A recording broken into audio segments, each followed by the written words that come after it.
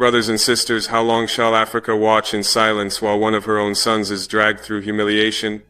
How long shall a people stand by while their brother is betrayed, mocked, and left to rot in detention? How long shall we pretend not to see that injustice has become a daily bread served on the table of power? I cannot keep quiet. I will not hold my tongue while Nnamdi Kanu, a son of Nigeria, a son of Igbo land, a son of Africa, languishes in chains. His crime? That he dared to speak, that he dared to raise questions that others were too afraid to ask, that he dared to stand when others chose to kneel.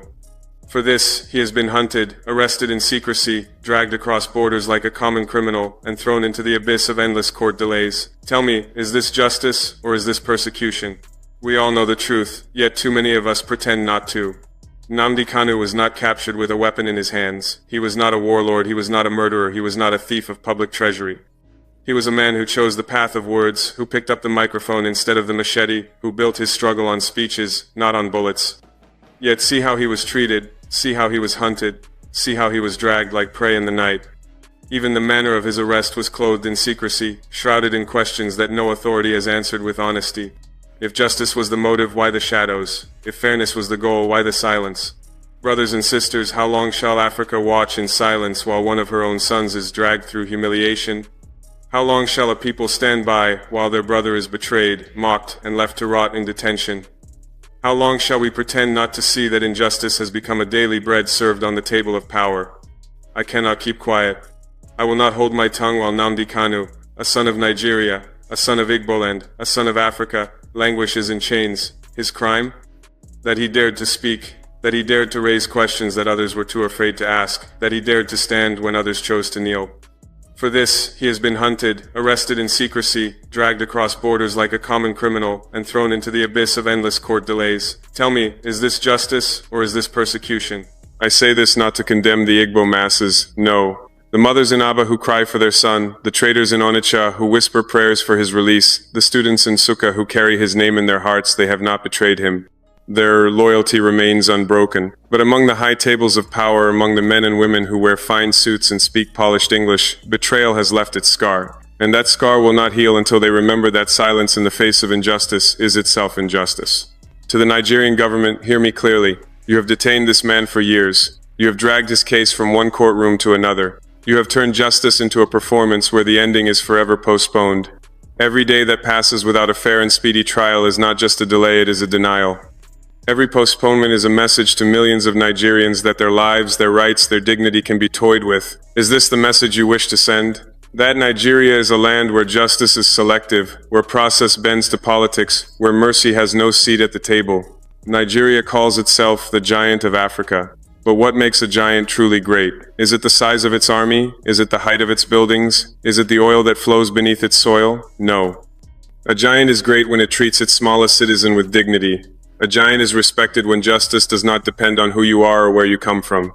A giant is feared not because of its weapons, but because of its integrity. This is the greatness that Nigeria risks losing if Nnamdi Kanu continues to languish without justice. History has taught us this lesson before. When Nelson Mandela was thrown into prison, did it silence the call for freedom? No, it magnified it. When Kwame Nkrumah was overthrown and exiled, did it end the dream of independence? No, it spread it wider. When Patrice Lumumba was struck down, did it kill the vision of a free Congo? No, it planted it deep in the hearts of his people. So too, the imprisonment of Nnamdi Kanu has not erased the grievances of his people. It has not ended the questions of marginalization. It has not silenced the cry for dignity. If anything, it has deepened them. Nigeria must ask itself a hard question. How long can a nation claim unity while one part of its body bleeds without care? Unity is not a slogan. Unity is not painted on flags. Unity is lived in the daily experience of justice, of fairness, of belonging. And I tell you now, without justice for Nnamdi Kanu, without fairness for the Igbo nation, Nigeria's unity remains fragile, a shell waiting to crack. And I turn now to the Igbo people themselves. You are a people of strength, of resilience, of brilliance. Your hands have built cities, your minds have created wealth, your spirit has endured wars and hardship. You are too great to be divided. You are too wise to be fooled by the illusion that betrayal brings safety. If you betray one another, if you abandon your son today because his struggle is inconvenient, tomorrow it may be you who stands alone when the storm comes. Stand with him not because you must worship him, not because you must agree with every word he has spoken, but because justice demands it. Because history will ask you, when your brother was taken, did you stand or did you hide? To Africa and the world I say this, do not call this only an internal Nigerian affair. It is an African question, it is a human question. When one man is detained unjustly, it touches us all. When one people cry against marginalization and we close our ears, we betray not only them but ourselves.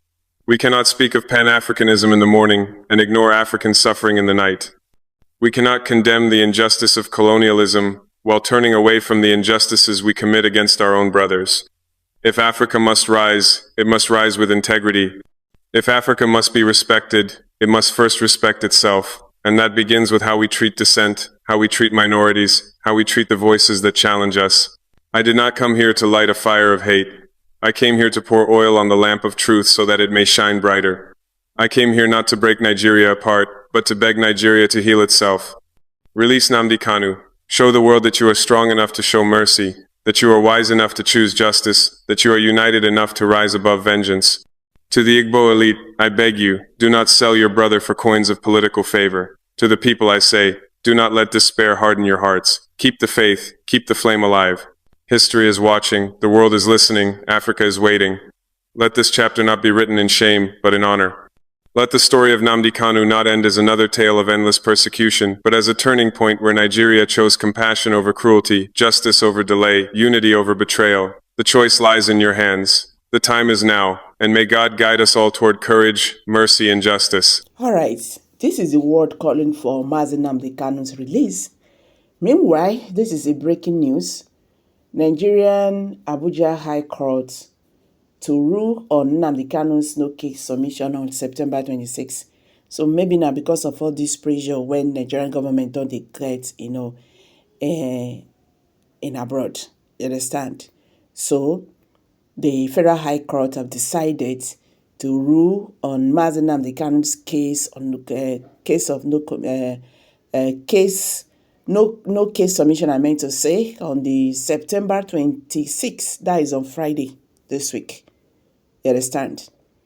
So guys, the Federal High Court Abuja has slated Friday, the 26th of September 2025 for the determination of application filed by Mazi Nnamdi Kanu, the leader of the indigenous people of Biafra, IPOB, on the no case submission in his case with the federal government. The ruling was previously scheduled for October 10th. One of the Kanu's lawyers, Aloy Ejimakor, made this known in a post on his X handle on Monday.